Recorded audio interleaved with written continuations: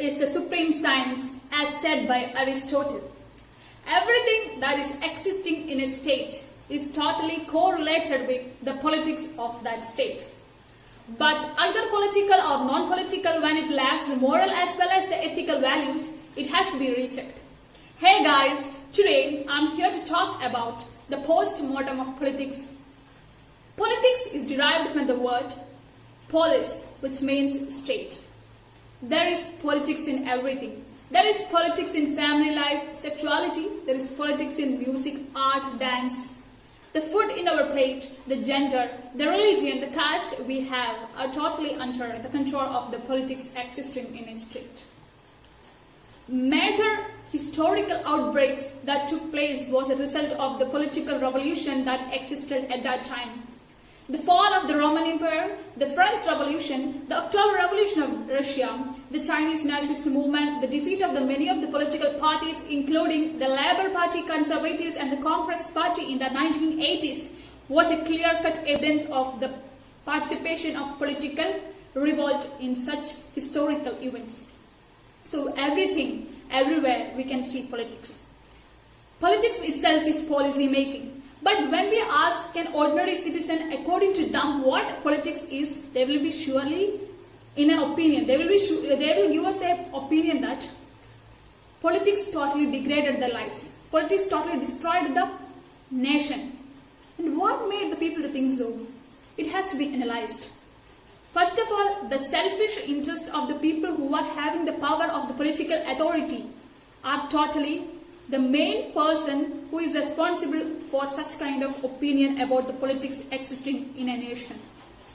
Most of them, they are using the power for getting their own profit. They are making their own profit. They are using the public power for making private profit. So they are not giving any benefit for the people. So people will complain. So whenever there is a variation in the socio, linguistic and cultural factors that are in the country, they will surely complain the political structure, the political system that is existing in that nation. So they will blame. They will surely blame that politics totally destroyed the moral as well as ethical values that is existing in the nation. The first and foremost thing that totally degraded the values of the politics as a science is the introduction of corruption into the science of politics. When we take the case of India, in 2005, a survey was conducted by the Transparency International in 2005, and India ranked 87. And it is not a good news because 87 out of the most corrupted countries of the world, and it means that about 50% of the people living in the country are bribe givers. The people who want to become the tax givers, the vote givers, want to become the bribe givers. What an ironical condition it is. It is a shameful condition for a country like India, where the politics has an important role to play. The next thing is criminalization.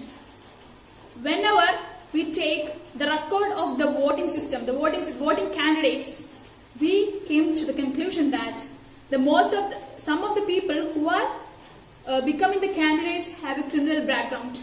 The governmental system in our country are not at all interested upon eradicating such kind of candidate because they want more money. It is only through this entering of such kind of criminals in the politics, underbanking as well as black money will flourish into the country. So politics is in the hold of corruption. But there is chances of eradicating such kind of corruption that is in our country because the Hazare government took a very important policy called the Logayukta and Lokpal, introduced in the state as well as the national central government in order to eradicate corruption from our country, and we can hope. There is a hope that it can be eradicated. The next thing is caste in politics. Most of the traditional village areas, they give more importance to religion as well as caste. And the people with this political mind will think of introduction of caste and religion into politics, and they will mix it up together in order to sway the minds of the people in order to get more votes. So whenever they include this caste, the people will surely they will give vote to the people the candidates who are under this caste. So caste become an important menace for corruption, important menace for the degrading the moral values of politics. So the next thing is nepotism. Nowadays we can see nepotism everywhere, in film industry, in politics, in the political parties. When we check some of the political parties as well as nation as well as the state political parties, there is nepotism. The followers are always becoming the followers of the leaders, and the leaders are always becoming, and they have a structure. Whenever a newborn baby is born, a new baby is born for a family having this political party, then she has that political background, and he will be surely elected to be the leader, and the followers are always becoming these followers. So the people are not getting the chance to be leaders. Only this party, the family which have the political background is there to act as the leaders of the political parties, and there is inheritance in politics.